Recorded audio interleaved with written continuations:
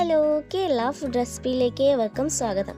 നമുക്കിന്ന് വളരെ എളുപ്പത്തിൽ തയ്യാറാക്കാൻ കഴിയുന്ന ഒരു രസം തയ്യാറാക്കിയാലോ? അതിനാവശ്യമായ സാധനങ്ങൾ എന്താണെന്ന് നോക്കാം. ഒരു മിക്സിയുടെ ജാറിൽ 2 തക്കാളി ചെറുതായി മുറിച്ചത്, 6 അല്ലി വെളുത്തുള്ളി, ഒരു ചെറിയ കഷ്ണം ഇഞ്ചി ചെറുതായി മുറിച്ചത്.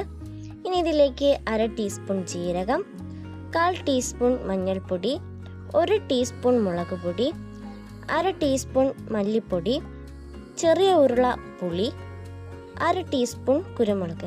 ഇത്രയും ചേർത്ത് നമുക്കൊന്ന് നന്നായിട്ട് അരച്ചെടുക്കാം. ഇനി ഒരു മൺചട്ടി അടുപ്പിൽ വെച്ച് ചൂടാകുമ്പോൾ 1.5 ടേബിൾ സ്പൂൺ വെളിച്ചെണ്ണ ഒഴിച്ച് നമുക്കൊന്ന് നന്നായിട്ട് ചൂടാക്കി എടുക്കാം. ഇനി എണ്ണ ചൂടാകുമ്പോൾ 1/2 ടീസ്പൂൺ കടുകിട്ട് കൊടുക്കാം. കടുകൊന്ന് പൊട്ടി വരുമ്പോൾ നമുക്ക് ചെറുതായി മുറിച്ച് വെച്ചിരിക്കുന്ന 3 ചുവന്നുള്ളി ഇട്ട് കൊടുക്കാം.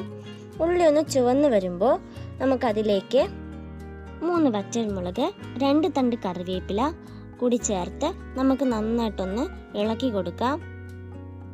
ഇനി ഇതിലേക്ക് നമുക്ക് 1/2 ടീസ്പൂൺ കായപ്പൊടിയും 1/4 ടീസ്പൂൺ ഉലുവപ്പൊടിയും ചേർത്ത് ഒന്നുകൂടെ നമുക്ക് നന്നായിട്ടൊന്ന് ഇളക്കിയെടുക്കാം.